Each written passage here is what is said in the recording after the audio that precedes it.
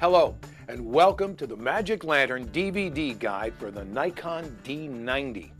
Now, the D90 is the successor to the D80 and offers serious photographers a compact and lightweight digital SLR with many of the specifications, features, and characteristics of Nikon's D300, but with a price tag that's hundreds of dollars less. The 12.2 megapixel resolution, blazing fast performance, and dozens of customization options give the D90 enough versatility to compete effectively with any digital SLR on the market. It's an excellent camera that will have you shooting stunning images for years to come. But like all of today's cameras, the D90 has a lot of features and controls that can be confusing to understand at first, even for experienced SLR owners. And that's why I'm going to cut through the clutter and teach you what you need to know to get started shooting great pictures with the D90 right away.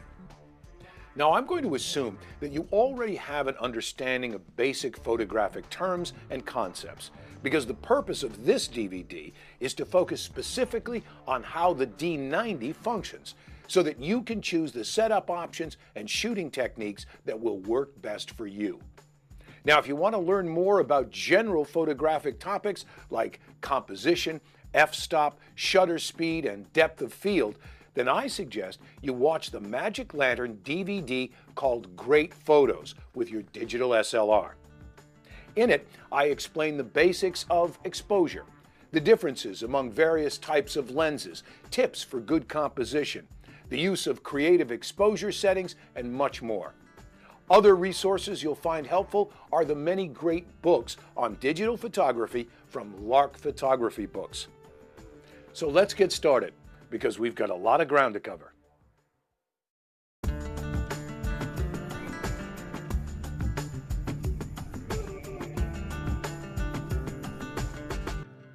I think the best place to begin is to take a walk around the camera and get familiar with the functions of the external buttons, switches, and other controls. Then we'll go back later and take a closer look at most of them in other chapters of the DVD. I recommend that you get your camera out and follow along with me. Now, at times, you may want to pause the DVD to experiment with the settings and try things out for yourself. Also, keep in mind that sometimes there are several different ways to achieve the same result. I'm not going to stop and point them all out. I'll show you one way, but don't be surprised if you discover a different way that works even better for you. Let's start on the top of the camera with the power switch. Now, to turn the camera on, I just rotate the switch to the on position, and it's ready and waiting by the time I can put my eye to the viewfinder. Now, at times, you may want to illuminate the LCD control panel so that you can see it better in low light, and you can do that by rotating the power switch a little further, and it will light up for a few seconds. The control panel shows you a lot of information about the current camera settings. In fact, there are about 24 different camera settings that can appear at various times on the control panel, including the flash mode, the battery condition, shutter speed, f-stop, the release mode, the remaining capacity of the memory card, the metering mode, the autofocus mode, the selected focus area, image size, image quality, and the white balance setting. Learning to understand what all of this information means and then how to change the camera settings represented on the display will be very important to the quality of the pictures you take. We'll be learning a lot more about all of these settings throughout the rest of the DVD. Nested inside the power switch is the shutter release button. Pressing it halfway down will activate the autofocus and auto exposure functions so that the camera can start making its calculations for taking the best picture. Fully depressing the shutter release button momentarily will fire the shutter once, and holding it down while the camera is set in continuous shooting mode will fire up to 4.5 frames per second. Now that's fast. Next to the shutter release button is the metering mode button for determining how the camera calculates the exposure for each picture, and the exposure compensation button that can be used to override the automatic exposure settings. To use either control, you just press the button down while you turn the main command dial at the rear of the camera to cycle through the choices. Next, there's the release mode button. There are 6 release mode choices on the D90 that control what the camera does when you press the shutter button. Most of the time, you'll want the camera to take just one picture only, but sometimes you'll want it to fire off several pictures in a row. Or maybe you'll want to use the self-timer so you can run over and get into the picture yourself. Changing the release mode is accomplished the same way that other camera settings are changed.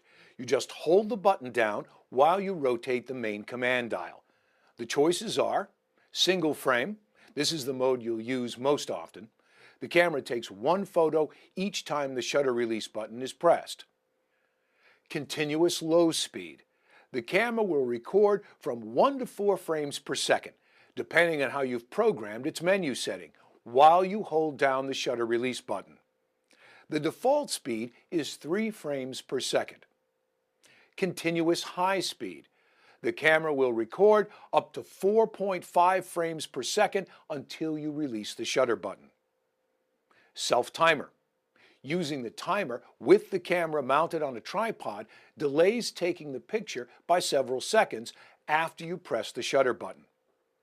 The default length of the delay is 10 seconds, but it can easily be changed to 2 seconds, 5 seconds, or 20 seconds by changing the appropriate menu setting. Now, 10 seconds is good if you want to go over and get into the picture, but a 2-second delay is often used while shooting at slow shutter speeds to give the camera a chance to settle down after you press the shutter button, thus preventing blurry images.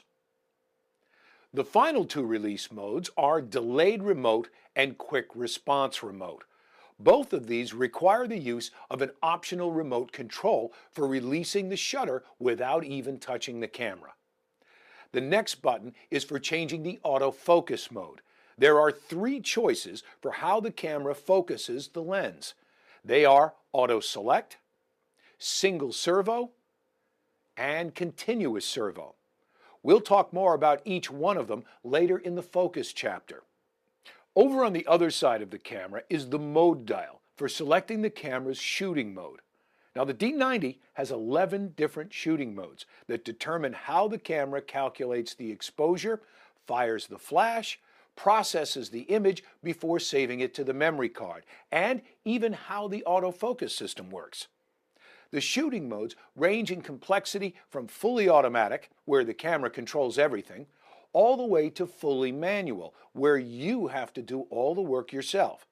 In fact, they can be divided up into 2 groups: the advanced modes and the point-and-shoot modes. The particular mode that you choose to use at any given time will depend on what you're shooting and how comfortable you are with changing some of the camera's settings yourself. But choosing the best mode for any given situation will make all the difference in how your pictures turn out. We'll take a detailed look at the different modes in a later chapter, and I'll have some suggestions as to which ones to use, when to use them, and which ones to avoid using at all. On the front of the D90, you'll find a number of other controls. Starting at the upper left corner, there's the sub-command dial, not to be confused with the main command dial we saw on the rear of the camera. The sub-command dial's main purpose is to set the aperture of the lens when you're shooting in the manual exposure mode. Over here, this small light actually serves 3 purposes. First, it functions as the autofocused assist illuminator by shining a beam of light to help the camera focus when you're shooting in dim lighting. Second, in self-timer mode, it blinks while the timer counts down. And third, it helps reduce the chances of red eye whenever you're using the flash. Below this light is a special programmable function button that gives you instant access to any one of 10 functions that you choose. You can program this button to do things like turn off the flash temporarily, display a framing grid in the viewfinder, or even to change the exposure metering method. Below the function button is the depth of field preview button. And when you press this button, the lens closes down to the actual aperture it will use to take the photo, so that you can get an idea of what the depth of field will look like in your picture. Moving over to the other side of the lens, this switch is the focus mode selector, and it offers two choices: manual focus or autofocus. Next is the lens release button. One of the great things about having an SLR is the ability to change lenses to suit different shooting situations. To remove a lens from the camera, make sure the camera is turned off. Then press down on the button, turn the lens clockwise, and take it off. Now to mount a lens on the camera, again, make sure the power is turned off. Align the index marks, slide the lens firmly into the mount, then rotate it counterclockwise until you hear it lock into place. Next is the bracketing button, which is used to turn on and off bracketing. Bracketing is an advanced feature that makes it easy to capture multiple images of the same scene with slightly different exposure or white balance settings, and then later on you can choose which one of them looks best. Just above the bracket button is the flash mode button, which is used to control how the flash functions. And in some shooting modes, it will also release the built-in flash and activate it for shooting. Now when you're done with it, just press the flash back down until it locks into place. Now for more flash power, less chance of red eye, and extra creative control, you can also attach an optional external flash to the hot shoe. On the left side of the camera, under these two rubber covers, you'll find 5 jacks for connecting the D90 to other equipment. The first jack is for attaching Nikon's optional GPS receiver so that latitude, longitude, altitude, and time data are saved with each image's metadata. The next jack is for connecting your D90 to a television monitor with the supplied AV cable. That way you can view your pictures on a TV instead of the LCD. However, the HDMI port allows you to view your photos on a high-definition monitor for dramatically better picture quality. The required HDMI cable isn't included, but if you have an HD TV, get a cable for the camera. You'll be amazed at how great your photos look on a big screen. Next, there's a standard USB port for connecting the camera to a computer or even directly to a printer. And finally, there's a port for connecting an optional AC adapter that is sold separately. On the back side of the camera, you'll find the greatest number of dials, buttons, switches, and other controls. It might look complicated at first, but don't worry. Once you've learned the basic layout, you'll be able to change any setting you want quickly and easily. The most dominant feature on the rear of the camera is the impressive 3-inch LCD monitor. And just above that is the viewfinder, which is clear, bright, and a pleasure to use.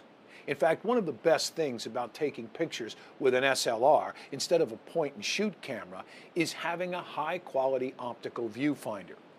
There's a full array of status information shown in the viewfinder, including the focus points, the in-focus indicator, shutter speed, aperture, and the remaining capacity of the memory card.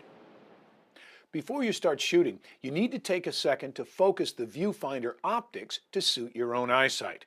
You can do that by turning the diopter adjustment dial until the data displayed in the viewfinder appears sharp. Next to the diopter adjustment control is the auto exposure lock, auto focus lock button. We'll see how it's used later. We've already talked about the main command dial, so let's jump down to the Live View button. Live View enables you to display a real-time video image on the LCD monitor instead of using the normal viewfinder to take your pictures.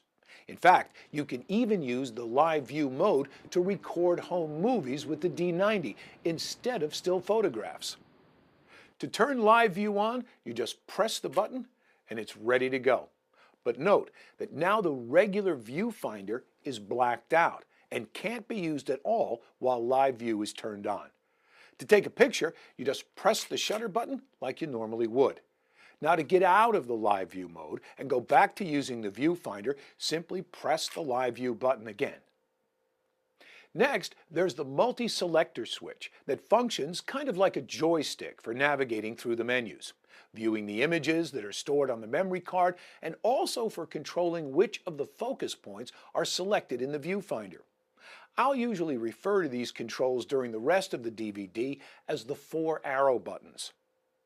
The OK button is pretty self-explanatory. Anytime you want to make a selection from the menus, you just press the OK button. It's also used as the record start stop button when you're shooting movies, but we'll talk about that later. Next is the focus selector lock switch. Rotating it to the L position will prevent the selected focus point from changing if the multi-selector is accidentally pressed. I recommend that you leave this unlocked. Next, there's the information display button, which can be pressed to bring up a shooting information screen that shows almost 36 different camera settings, including the shutter speed, aperture, the number of exposures remaining, and much more. Now, a lot of this data is also shown on the control panel and in the viewfinder. But sometimes, such as when the camera is on a tripod like this, it's a lot easier to see the settings displayed on the monitor instead. But that's not all this button does. Watch what happens when the Info button is pressed a second time. Now several of the settings along the bottom of the screen can be highlighted and then changed without drilling down into the menu screens. This shortcut can be a big time saver. To turn off the information display, you can either wait 10 seconds and the camera will do it for you, or you can press the Info button a third time. Over on the left side of the monitor, there are 6 additional buttons that have multiple functions each. There's the Delete button, the Playback button, the Menu button, the Protect button, the Thumbnail button, and the Playback Zoom In button. These all work closely with each other, so it makes sense to talk about them all at once. Both photographs and movies can be viewed on the monitor at any time by pressing the Playback button. This view is called the File Information Display. The most recently taken image or the last one you viewed is shown first. You can view other images stored on the memory card by using the left and right arrow buttons on the multi-selector to go backwards or forwards. You can always tell which image you're looking at by noting the numbers that are displayed in the upper right-hand corner. The number to the left of the slash tells you the number of the current image, and the number to the right of the slash tells you how many images are stored on the card. At the bottom of the screen, you can see the folder where the image is stored, the file name, the image quality, the image size, the time of day, and the date it was taken. To view additional information, you can press either the up or down arrow buttons to switch to the Overview Data display. Now we've added the exposure mode, the shutter speed, the aperture of the lens, a histogram, and other information. Whenever you're playing back images, they can be viewed individually as seen here, or as thumbnails by pressing the Thumbnail button. You can choose to show 4 images per page, 9 images, 72 images, or even use the new calendar display to easily find photos organized by the day they were taken. Let's use the Playback Zoom In button to go back to the thumbnail page that shows 4 images. Notice that each photo is individually numbered, and a bar on the right side of the screen tells you approximately where you are in relation to the rest of the photos stored on the card. Any thumbnail image with film sprocket holes along the sides is a movie file. When you find a photo that you want to view full screen, just press the OK button to exit the thumbnail view. And if full screen view isn't good enough to see the details, for example, if you wanted to check to see if an image was in focus, you can press the playback zoom in button repeatedly to magnify the image. You can scroll around to see other parts of the photo by using the arrow buttons. To decrease the magnification, press the thumbnail button to zoom back out, or just press the OK button at any time to immediately return to the normal full screen view. Now, if you're like me, sometimes you'll be able to tell right away that a photo you took is no good. So why not just get rid of it and free up some space on the memory card? You can do that with the delete button. Whenever there's a photo displayed on the monitor that you don't want to keep, you can press the delete button and a confirmation screen will appear. Press the delete button again to confirm the deletion and the picture is gone, so be careful. However, for just the opposite situation, if you've got an important image on the memory card that you want to prevent from being deleted, press the protect button. Whenever you see the key icon overlaid on any picture, that means it's locked and can't be deleted. Unless, of course, you reformat the entire memory card. To unprotect an image, just press the delete button again. Even though the D90 has a couple of dozen external buttons, switches, and knobs, many of the camera's most important functions can only be accessed via the menu screens. And those are displayed on the monitor by pressing the menu button. The color-coded display with intuitive descriptions facilitates easy viewing and speedy navigation. By the end of this DVD, you should have no problem navigating the menus and making changes. But for now, let's skip the menus because there's a whole chapter devoted to them later on. Now, you may have noticed that 3 of the buttons in this area of the camera also have labels written above them. That's because they aren't just used for playback functions, they are also used to change important camera settings while you're shooting. By pressing the WB button and turning the main command dial, you can change the white balance setting. To change the ISO setting, just hold down the button and turn the main command dial. The same thing goes for image quality and image size. To change the image quality, hold the button down and rotate the main command dial. Or to change the image size, rotate the sub-command dial on the front of the camera. Each of these settings can also be changed with the camera's menu system, but you'll quickly appreciate the convenience of having dedicated buttons right at your fingertips. Now, on this side of the camera, you'll find the slot for the memory card. The door is opened by sliding it back, but you should always make sure the camera is turned off before inserting or ejecting a card. If you forget, chances are nothing bad will happen, but it's just good practice to turn the power off before removing either the memory card, the battery, or the lens. Now, the D90 uses secure digital memory cards for storage, and pressing on the card briefly will eject it. Memory cards must be formatted before they can be used for the first time, and then later on, whenever you want to completely erase all of the images on the card and start shooting with a clean slate. I recommend that you reformat your memory cards every time you load them into your camera, assuming, of course, that you've already transferred all the images stored on the card to your computer for safekeeping. Please note that formatting a memory card will erase all files on the card, including any photos that have been protected. Formatting a card is very easy and takes just a couple of seconds. Start by pressing the menu button, and then go to the Setup menu page, and choose Format Memory Card. Answer yes, and the formatting will be completed in a few seconds or less. If I press the Info button, I can now see the total capacity of the memory card. In other words, at the current image quality and size settings, this is about how many exposures I can expect to capture on the card. Well, that's it. That concludes our walk around the camera. And you should now have a better understanding of the basic controls and settings on the D90. I know this chapter wasn't too exciting, but it's very important to have this basic foundation as we continue through the rest of the DVD.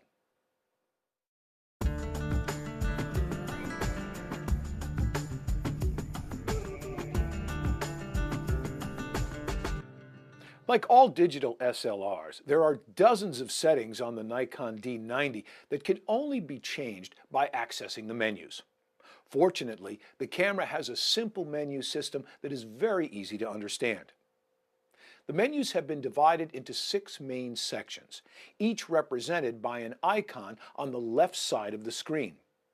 There's playback, shooting, custom setting, setup, retouch, and recent settings. Now, because the D90 has over 90 different menus, and each of them have at least 2 and sometimes several settings to choose from, almost nobody could understand them all right away. And there's no reason you need to. A lot of the menus you'll probably never change, and the important ones will be covered as we go along. So just relax and learn the D90 at your own pace. A nice feature on the D90 is that it has a handy in-camera help system that covers nearly every menu on the camera. Whenever you see this icon on screen, you can hold down the Help button to show a brief description of the current menu selection. The explanations are actually quite helpful, and they make a good learning tool as you get to know the camera better. The playback menus control how you view images on the monitor, transfer images to a computer, or print directly to a printer. The shooting menus directly control the settings that determine the look, style, size, and quality of the pictures you take. The custom setting menus are used to change how the camera functions while you're shooting. You can customize things like the autofocus system, the metering and exposure controls, and many other settings to make them work however you like. The setup menus control things like the date and time, cleaning the image sensor, and formatting the memory card. The retouch menus allow you to make a variety of in-camera adjustments and enhancements to images after they have been shot.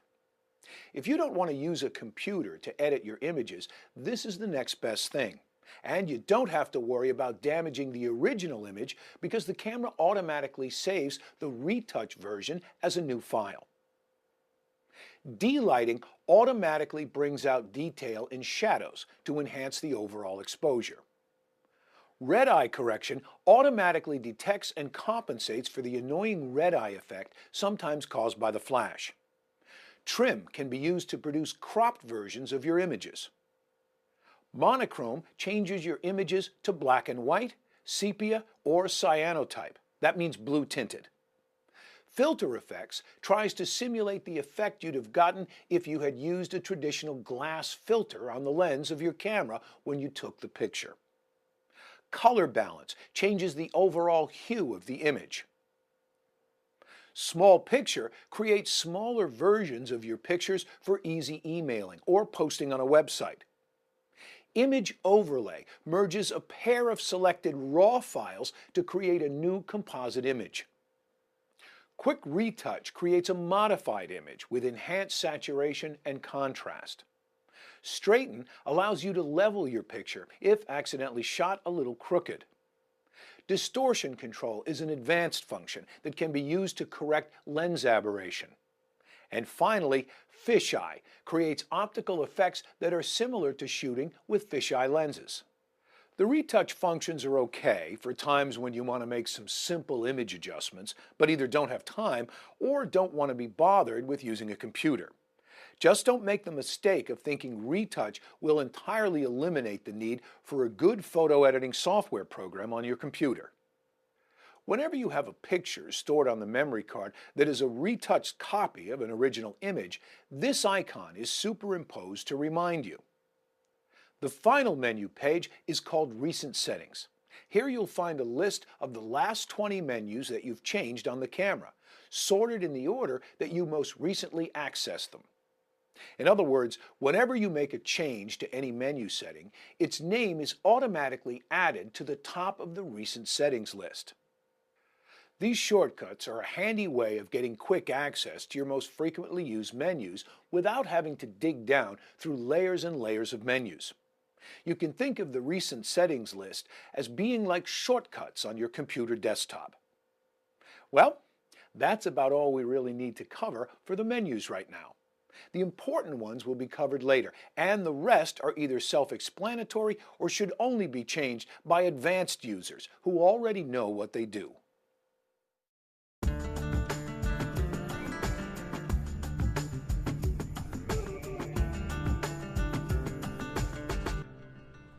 A big advantage that digital photography has over film photography is the ability to instantly view your images on the monitor while you're still out taking pictures. There's no more waiting hours or days until you get your prints back to see how you did. Now, if you remember, earlier in the DVD, we looked at some basic playback functions and learned how to review your pictures, protect a photo, zoom in to check the details of an image, and how to display images as thumbnails. Well, if you want to go beyond these basic playback functions, there are some advanced controls that you'll want to know about. Let's begin by pressing the menu button and navigating to the playback menu. There are 9 submenus within the playback menu that all affect the playback and editing of the images on your memory card. The delete menu is handy when you want to erase several images at once. You have the choice of deleting only selected pictures, deleting all the pictures taken on a certain date, or all of the pictures in the folder currently selected for playback, except of course any photos that have been protected. Let's choose Selected and see how it works. You can use the left and right arrow buttons to scroll through the images on the card and find the ones you don't want to keep. And then press the thumbnail button to mark them. Any pictures with a key icon superimposed are protected and can't be deleted. If you want to take a closer look at any picture, hold down the playback zoom in button momentarily to magnify it. Once you've selected the pictures to delete, press the OK button, highlight Yes, and then press the OK button again to finish the deletion. The next menu choice is Playback Folder.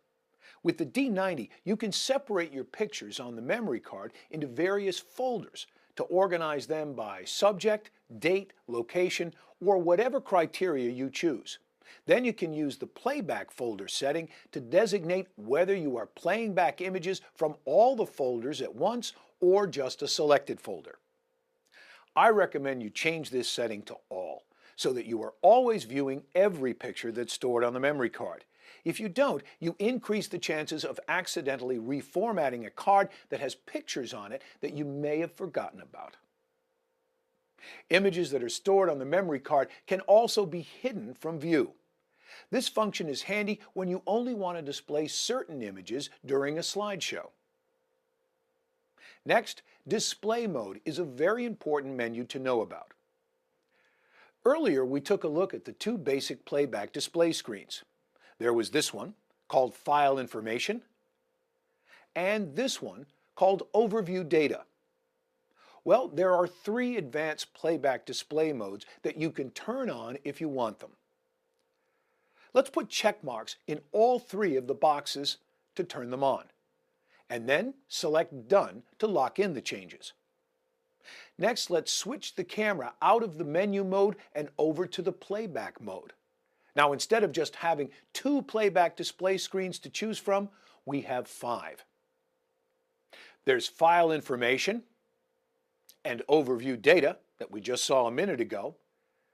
And now there's Shooting Data Page 1, Shooting Data Page 2, Shooting Data Page 3, an RGB histogram, and a display mode called Highlights.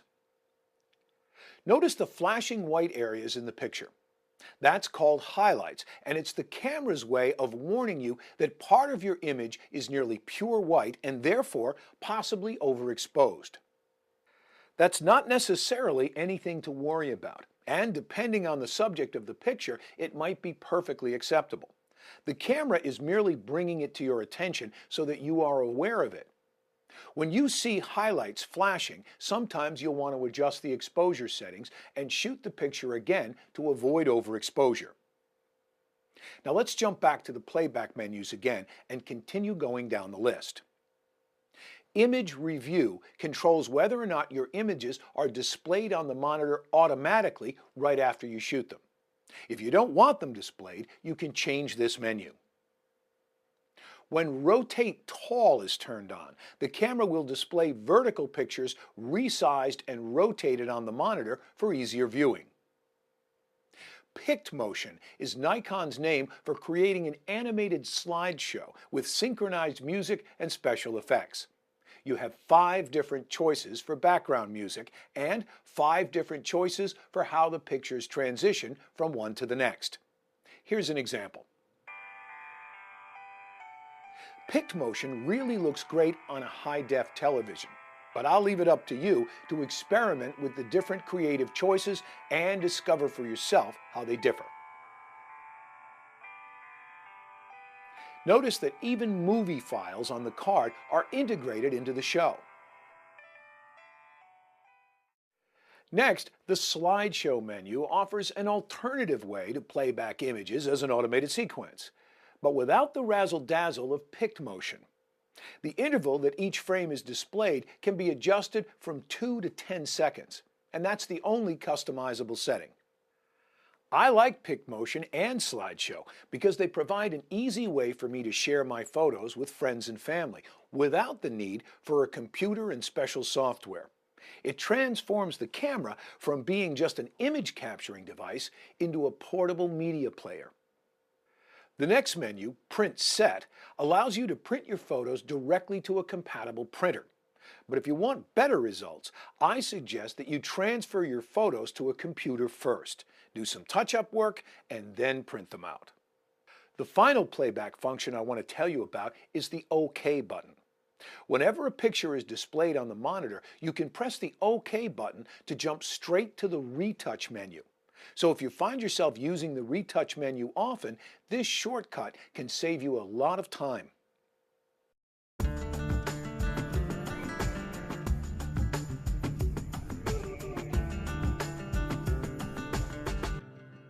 One of the most important things to do before you start shooting is to verify that the image quality settings are the way you want them.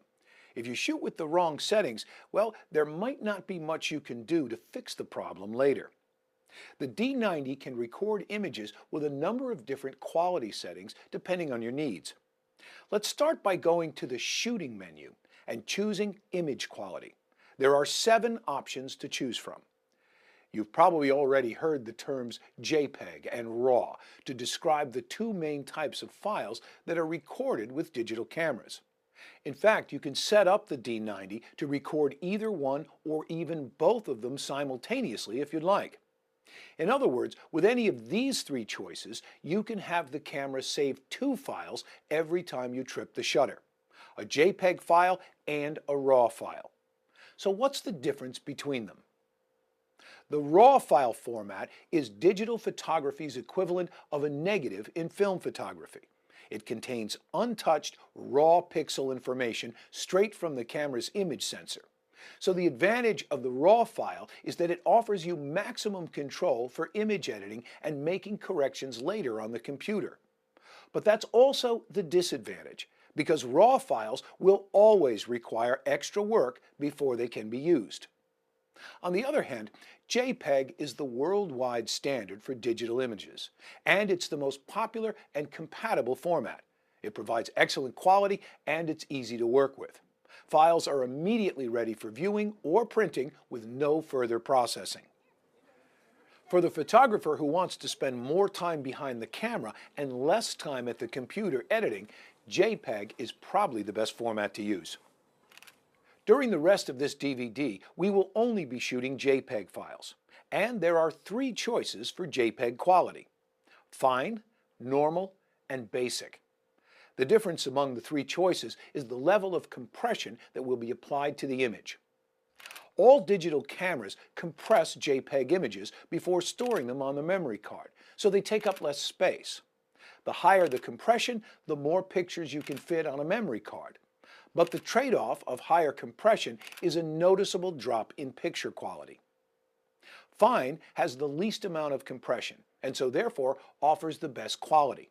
That's the one we want.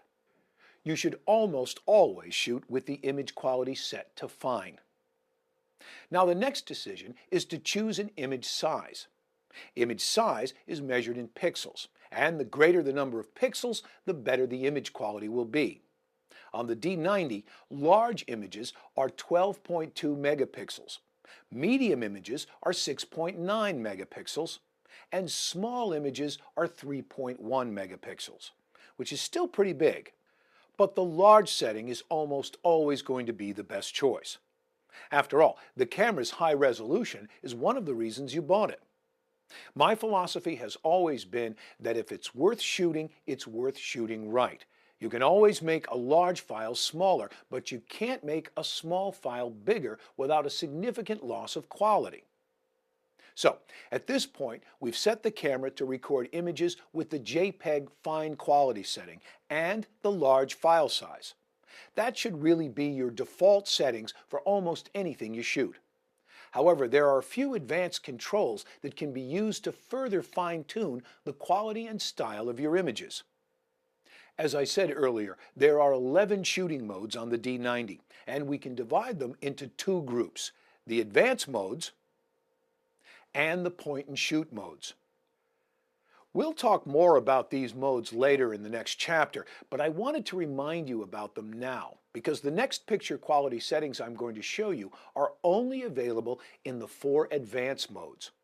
In the point-and-shoot modes, the camera sets them automatically. The first menu is called Set Picture Control, and it offers advanced control over sharpness, contrast, brightness, saturation, and hue. There are 6 presets, plus the option to fine-tune each one of them manually. Standard is the default setting and provides balanced, middle-of-the-road results. This is the best choice for most shooting.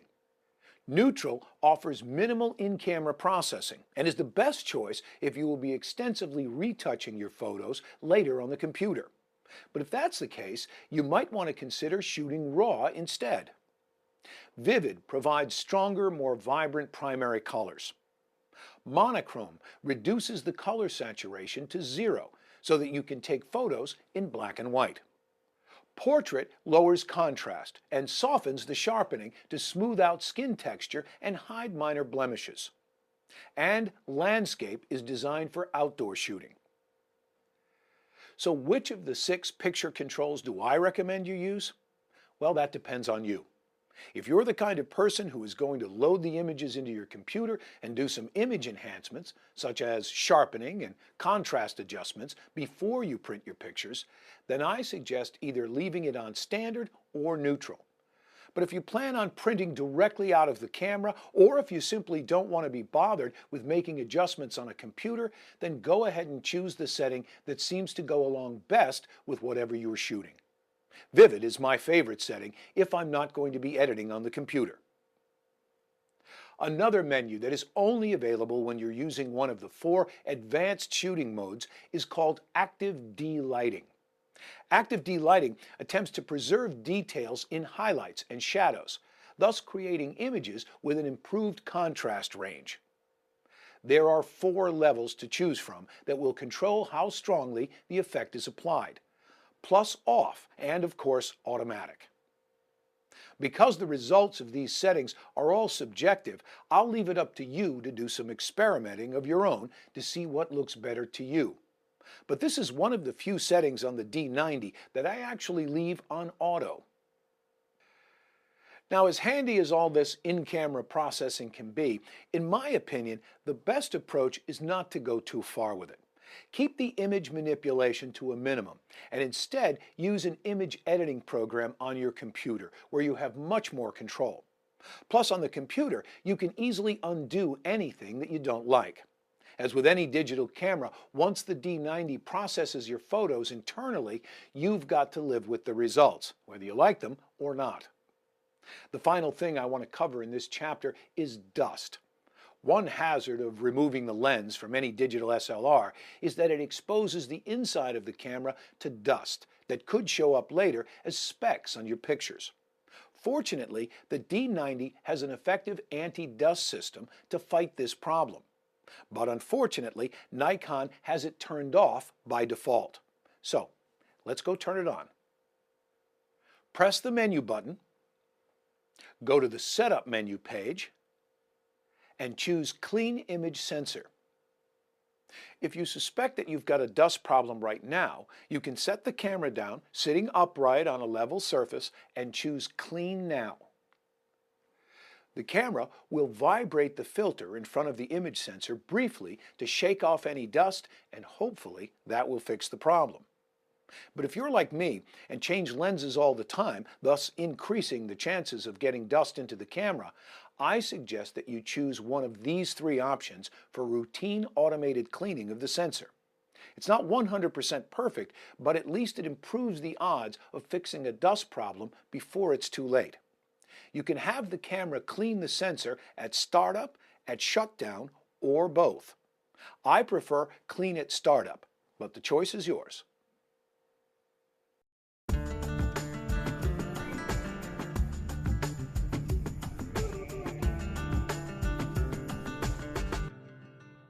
One of the most important parts of shooting great photographs is getting the exposure right. Even though you might be able to use a computer later to try and compensate for bad exposure, there's just no substitute for getting it right in the camera. Now, as I said at the beginning of this workshop, I'm going to assume you already understand what shutter speed, aperture, and ISO are, and how they interact to affect the exposure. Not to mention how they can be used to change the look, style, and quality of your pictures.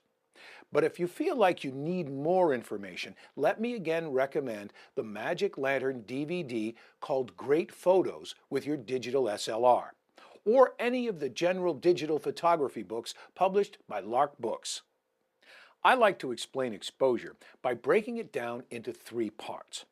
First, you need to decide which of the 11 shooting modes you're going to use. Second, if you choose one of the 4 advanced shooting modes, then you also have to tell the camera how you want it to meter the scene. Metering is how the camera decides what the best exposure setting should be just before it snaps the shutter. And third, there are a couple of minor controls that you can use to fine-tune the exposure. Choosing any of the 11 shooting modes is as simple as rotating the mode dial, which is divided into 2 parts, the advanced modes and the point-and-shoot modes. The 7 point-and-shoot modes are fully automatic, automatic with the flash disabled, portrait, landscape, close-up, sports, and night portrait. But no matter what they're called, all of these modes are really just slightly different variations of putting the camera on automatic control. So if you don't want to be bothered with thinking about the camera's settings and you're satisfied with shooting snapshots, just turn the dial to any of these modes and start shooting. But I encourage you to think twice before using any of the point-and-shoot modes, because they take too much control out of your hands. Not only do they change the exposure settings, they also override just about every other manual setting on the camera, including white balance, picture control, active D-lighting, the metering mode, and more. But to make matters even worse, in my opinion as a professional photographer, these modes don't even use the best settings for the type of shooting they are supposedly intended for. My advice is to learn to use the advanced modes, because in the long run, you'll become a better photographer for doing so. The 4 advanced shooting modes are Program Auto Exposure, Shutter Priority, Aperture Priority, and Manual Exposure. Once you feel comfortable using the D90, these are the modes you'll want to use as often as you can so you get the very best results. But which of the 4 modes should you use? Well, that depends on what you're shooting.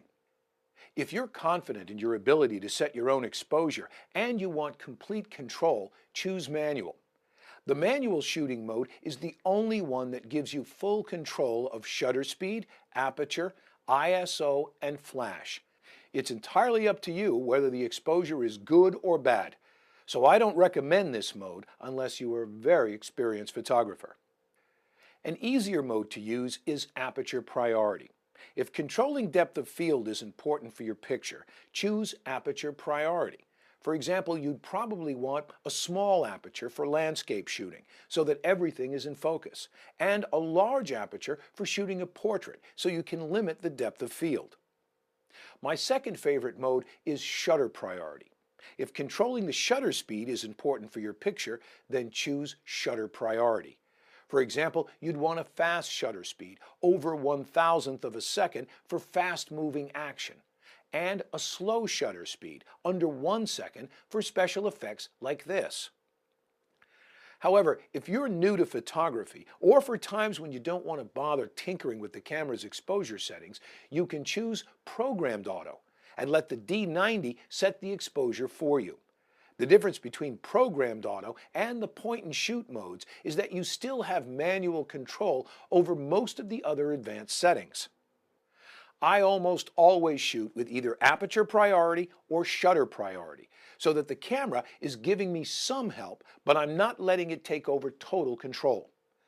Now, the second part of controlling exposure is to decide which method of metering you want the camera to use. Metering is how the camera analyzes the scene you're shooting and then calculates what the proper exposure should be. There are 3 metering choices on the D90. 3D color matrix 2, center weighted, and spot metering. You can choose to use any of the 3 when you're shooting with one of the 4 advanced exposure modes. But only 3D color matrix 2 is available in the point-and-shoot modes. 3D color matrix is the most complex metering mode because it analyzes exposure information from all over the frame. And because it works in sync with autofocus, it knows where the subject is situated in the composition, and thus gives that part of the frame priority. This is the best mode to trust for just about everything you shoot. It might not be perfect, but overall it will be very close.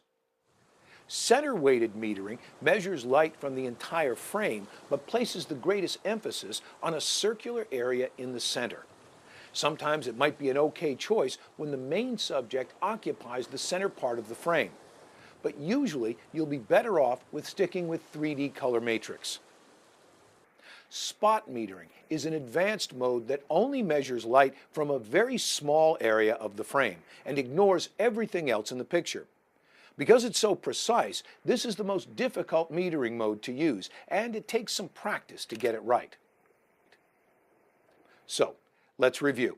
We've selected aperture priority as our exposure mode, and 3D color matrix as the metering mode. That's probably the combination I use most often, and I could start shooting right now with confidence that most of my shots are going to be properly exposed. However, in some situations, the metering system can be fooled into producing an underexposed, too dark, or an overexposed, too light image. So if you want good results with unusual subjects or in tricky lighting situations, sometimes you'll need to override the automatic exposure settings. There are several controls on the D90 designed for just that purpose. Let's take a quick look at the most important ones. The D90's exposure compensation function is the easiest way to manipulate the exposure settings. By holding down the exposure compensation button and turning the main command dial, you can increase or decrease the exposure. If you select a positive value, the scene will look brighter. If you select a negative value, it will look darker. What you were doing with exposure compensation is letting the camera figure out what it thinks is the right exposure, and then you are telling it to add or subtract a certain amount of light from that value because you don't agree with it. Depending on which shooting mode you're in, the camera will either change the aperture or the shutter speed to let in more or less light. Another easy way to manipulate the exposure setting is with the auto exposure lock button. Now, under normal operation, the camera continually updates the exposure settings whenever the scene appears to get brighter or darker. Most of the time, that's exactly what you want the camera to do. But sometimes you don't want it to change the settings. By holding down the auto exposure lock button, you can freeze the current exposure settings where they are so they won't change when you reframe your shot. You should be warned, though, that with the default setting, the exposure lock button will also lock the focus at the same time. I don't think that's such a good idea because focus and exposure don't necessarily have anything to do with each other. So if you want to change the default mode, and I suggest that you should, go to Custom Setting menu number F4 and choose AE Lock Hold. As you'll see later in the DVD, this will also be an important setting when it comes to shooting better quality movies. Now, let's take a closer look at ISO on the D90. ISO is a measurement of how sensitive the camera is to light. The higher the setting, the better the camera will be for shooting in low light. But that comes at a price. When you use a higher ISO, you are electronically amplifying the signal that is being generated by the CMOS image sensor. And the more the signal is amplified, the lower the picture quality will be. For best results in most situations, you should keep your ISO on a low setting. The ISO can be changed by pressing the ISO button and rotating the main command dial. ISO sensitivity can be set between 200 and 3200. For special situations, ISO sensitivity can even be raised above 3200 to high 0.3, which equals ISO 4000, high 0.7, which equals ISO 5000, and high 1.0, which equals ISO 6400. At the other end of the scale, you can go below ISO 200 to low 0.3, which equals about ISO 160, low 0.7, which equals about ISO 125, and low 1.0, which equals an ISO of about 100. On the D90, ISO 200 ought to be your normal setting, and you should only raise it when absolutely necessary.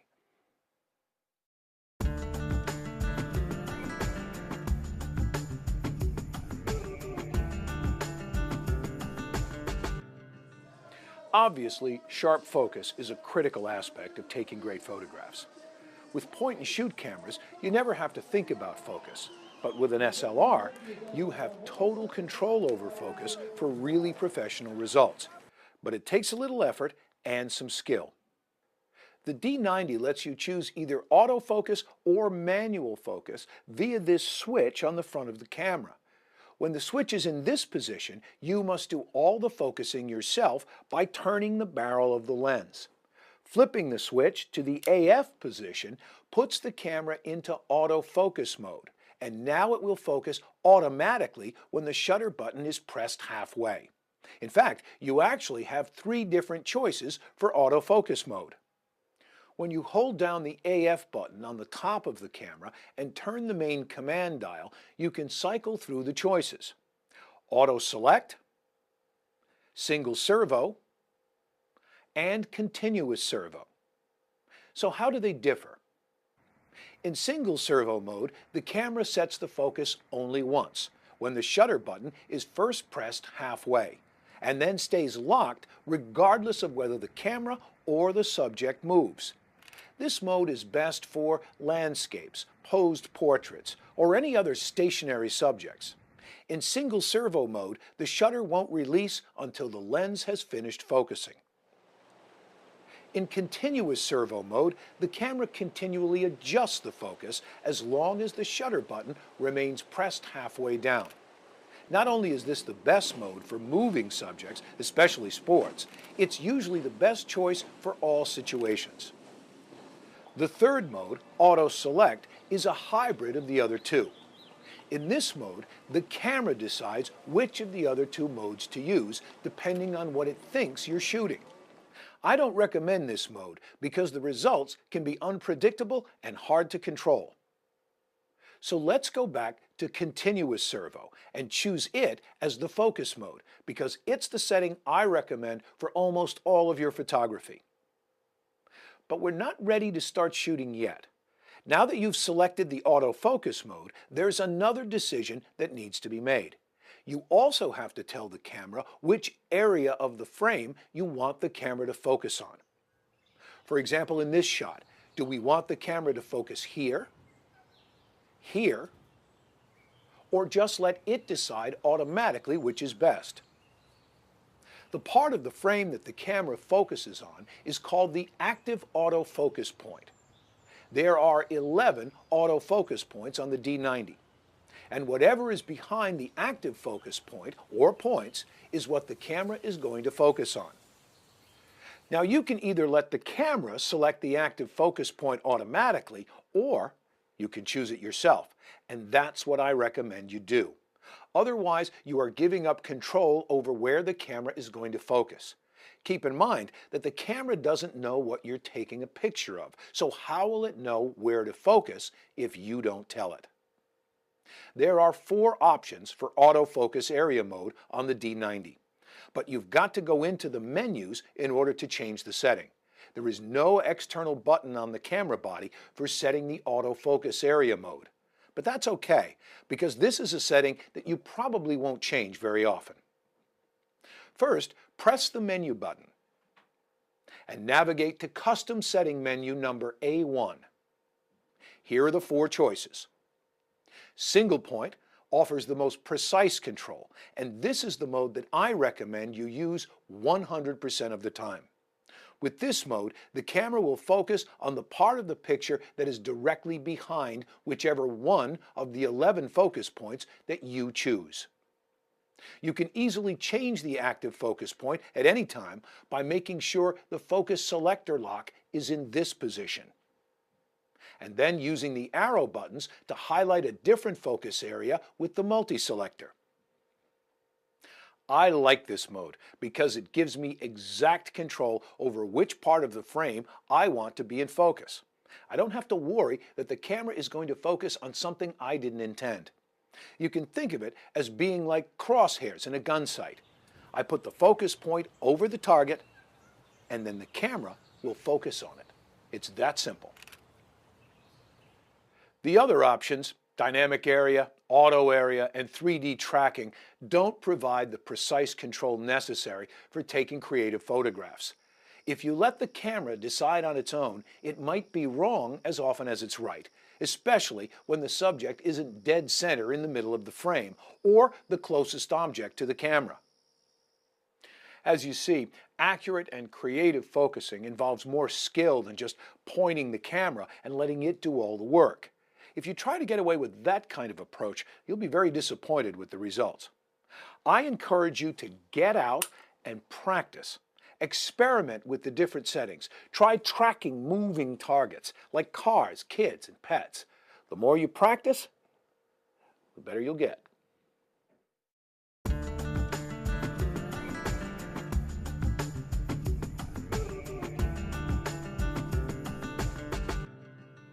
Most light sources are not 100% pure white, but have a certain color temperature expressed in degrees Kelvin.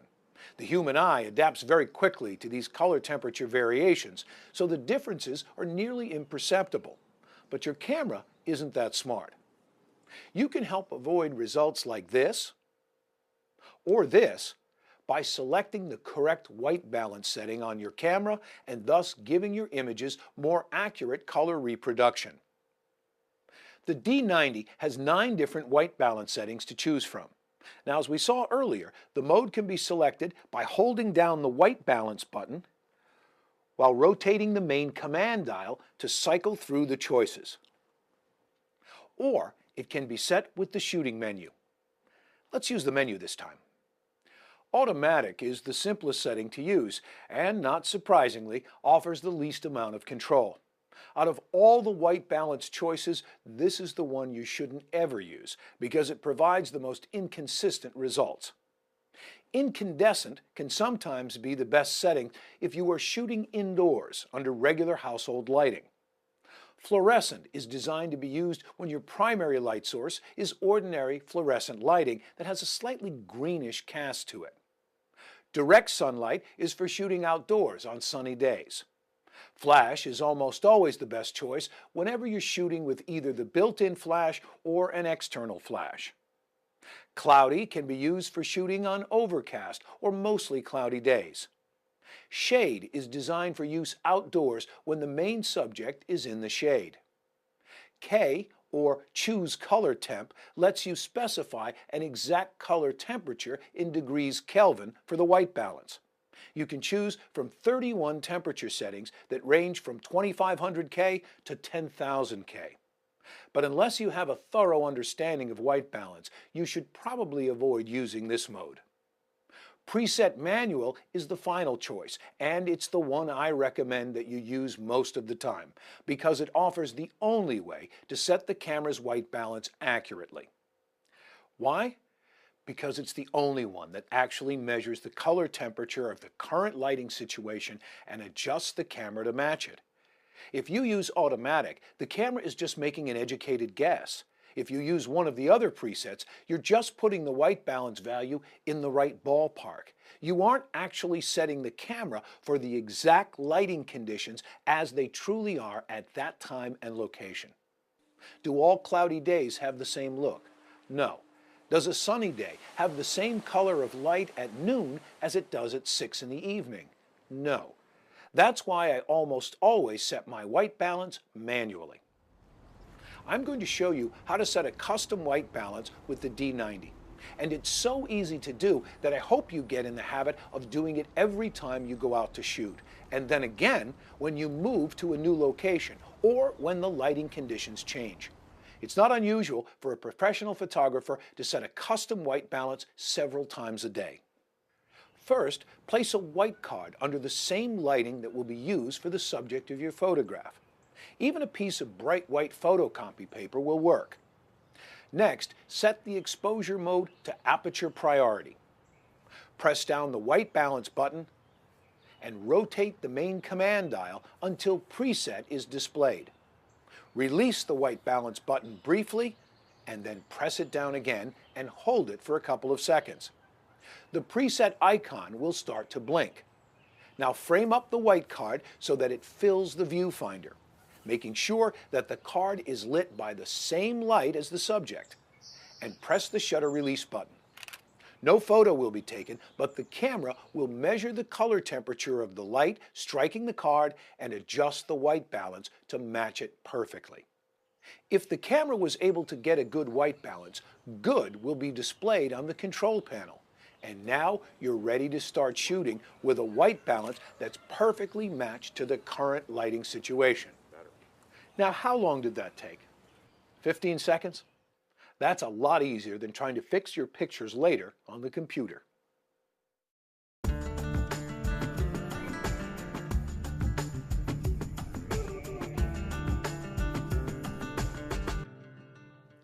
The D90 simplifies flash photography by coming equipped with a built-in pop-up flash. Now, in some of the point-and-shoot modes, the flash will pop up automatically whenever the camera senses that it's needed. But in other modes, the camera will never pop up the flash, and you can't make it pop up either. That's another reason I recommend not using the point-and-shoot modes. On the other hand, when you're using any of the advanced shooting modes, you can manually pop the flash up whenever you decide that you want to use it. The decision is completely up to you, and the camera will never pop the flash up on its own in these modes.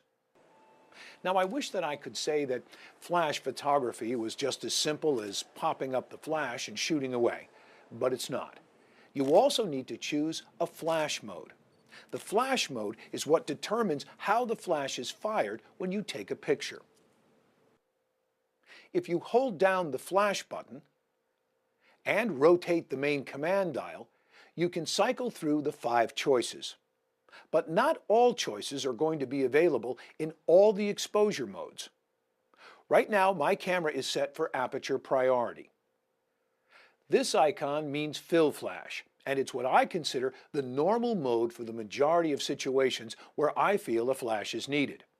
If you're not sure which flash mode to choose, use this one. The next flash mode simply adds red eye reduction to the fill flash mode. Next, there's the slow sync mode, which attempts to achieve a mix of ambient light and the much brighter light generated from the flash. On the left is an image taken with fill flash. The subject looks fine, but you have no sense of the surroundings because the flash has overpowered the ambient light.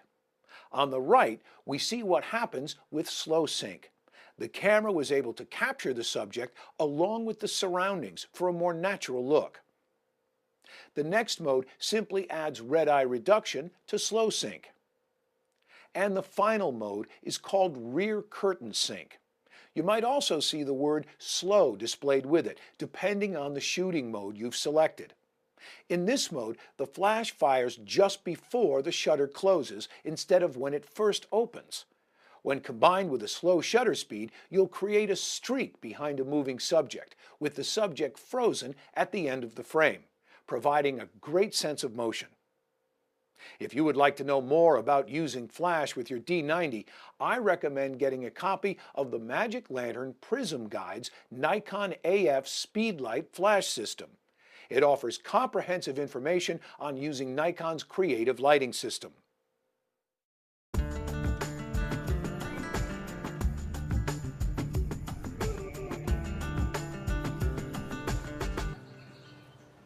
As we saw earlier, Live View enables you to display a real-time video image on the monitor instead of using the regular optical viewfinder to compose your shots.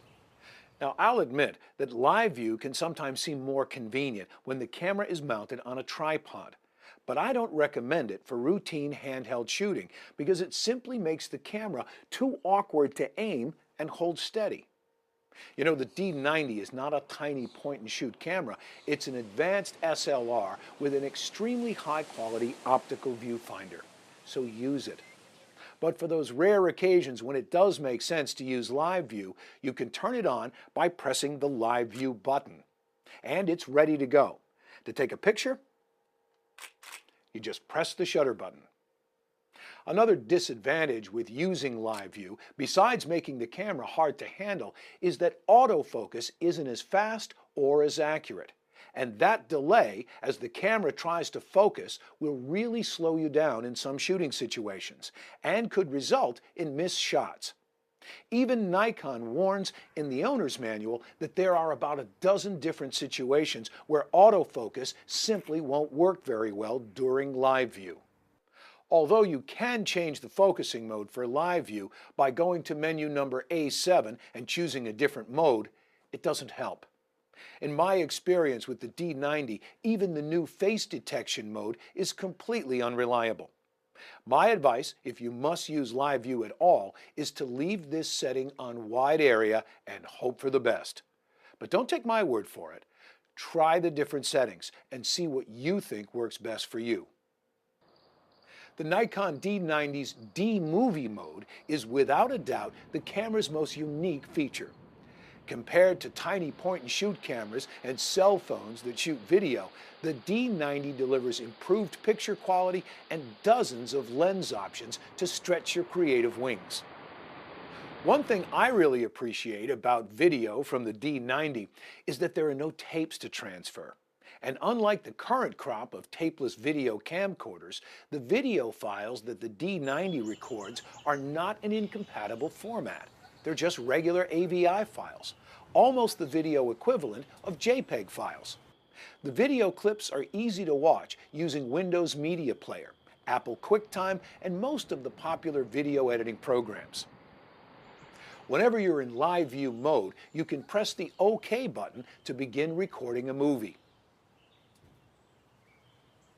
And then press it again to stop recording. How's that for being easy? A mic on the front of the camera records sound, while a speaker on the side of the body handles playback. Let's go to the shooting menu page and choose Movie Settings. 3 movie formats are available. The highest resolution being HD at 1280 by 720 pixels. The 640 by 424 mode is roughly equivalent to a regular standard definition television picture, and the 320 by 216 mode records smaller movies that you could post on a web page. The maximum continuous recording time is 5 minutes with the HD setting or 20 minutes with the other 2. Your choice of which movie mode is best for you will be determined by several factors. How will your movie be shown? Do you have an HD television that is capable of showing the HD movies that you shoot? Will you be editing your movies? If so, what resolution can your editing software handle? And so forth. Only you can answer these questions for you, and I strongly suggest that you do some experimenting right now before you shoot a bunch of movies with settings that were the wrong choice. In professional video production, that's called testing your workflow. Now, while the movie mode does make capturing short video clips fun and easy to do, it's not meant to replace a good camcorder, so don't expect too much from it. Here are some limitations of movie shooting that you should be aware of. Number one, once the movie is started recording, there's no autofocusing. Only manual focus adjustments are possible, and that's very hard to see on the LCD monitor. Number two, in the default mode, exposure will fluctuate constantly, as seen in this example, whenever the camera or subject moves. Number three, the camera will tend to overexpose most movies, and it's very difficult to judge whether the exposure is right or wrong just by looking at the monitor. Number four, with most lenses, you have no real control over the selected aperture or shutter speed that the camera will use. Number five, audio is recorded as single-channel mono only. There's no windscreen for the built-in microphone, and there's no jack to connect an external microphone.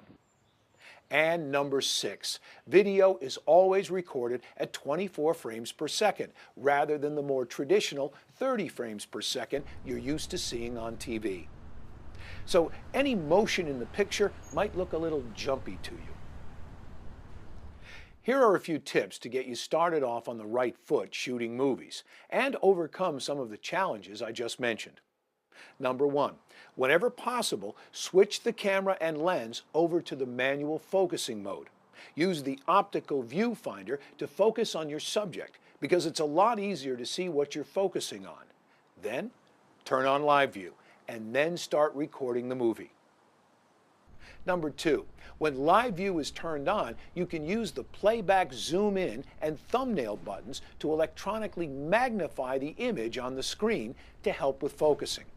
And then when you press the OK button to start recording, the image automatically switches back to the normal view. Number three, try to avoid shooting subjects moving straight at you or straight away from you, because focus will be less of an issue. Number four, if the exposure doesn't look right to you on the monitor, hold down the exposure compensation button and rotate the main command dial to make it lighter or darker. This is really the only influence you have over the exposure, no matter which of the 11 shooting modes you've chosen. I usually set my exposure compensation to -0.7. Number five, to avoid the problem of having the exposure fluctuate while your movie is recording, like this, go to Custom Setting menu number F4 and change this setting to AE Lock Hold. You may remember that we already chose this setting during the exposure chapter. Now, when you're back in live view mode and you've got the exposure set just the way you want it, you can lock in the exposure to prevent it from fluctuating by pressing the exposure lock button just before you start recording the movie.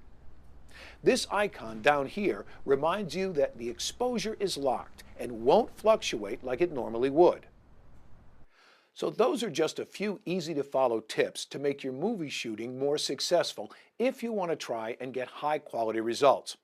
But don't forget, you can always ignore all my tips and just press the record button and start shooting.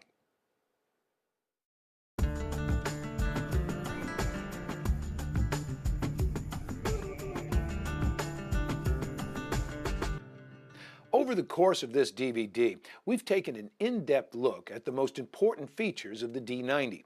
But this video is not intended to cover everything that the camera can do. The D90 is a state-of-the-art, highly complex photographic tool with hundreds of available options, and it would take a whole book to cover them all. So for a comprehensive guide to every feature and function, I recommend you pick up a copy of the Magic Lantern Guide's Nikon D90 book. It thoroughly covers every single aspect of operating the D90. At the end of a workshop like this, people often want to know what the bottom line is. What specific settings do I recommend? Well, that's almost impossible to answer because I'm constantly changing the settings while I shoot. However, here's what I would say are my typical settings for routine outdoor shooting with the D90. Aperture priority and shutter priority are my preferred shooting modes because I'm comfortable choosing my own camera settings. Personally, I never use any of the point and shoot modes, but they can be okay to use if you're new to SLR photography. My release mode is always set to single frame advance, even if I'm shooting sports or action. My focus mode is usually set on continuous and single point selection. I always choose the active autofocus point manually that works best for my composition. I use 3D color matrix metering most of the time. I always set a manual preset white balance for the most accurate and consistent color reproduction. My quality settings are always set for JPEG fine and the large file size. My ISO is usually at 200 unless conditions are too dark to allow it. And finally, I usually keep the picture control setting on standard. Like I said, there's no perfect group of settings for all situations, and you might find that you disagree with some of my recommendations. But that's what makes the D90 so great. You can customize your camera to work the way you like to shoot. You'll find that your understanding of the camera and the confidence you have in changing the settings will grow the more you use it. Now it's time to turn off the TV and get out and start taking great photos. Thank you for watching.